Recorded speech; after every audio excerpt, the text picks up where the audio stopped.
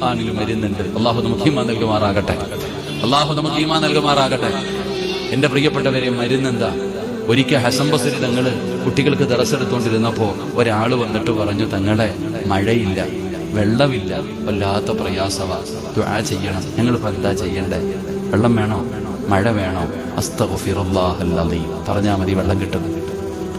മഹാനവറുകൾ പറഞ്ഞു കൊടുത്തു, അസ്തഗ്ഫിറുല്ലാഹ് പറഞ്ഞാൽ മതി, മഴ കിട്ടും. പൊക്കോളാൻ പറഞ്ഞു. ഇവിടെ പോയി. കുറച്ചു കഴിഞ്ഞപ്പോ രണ്ടാമതൊരാള് വരുന്നുണ്ട്, തങ്ങളെ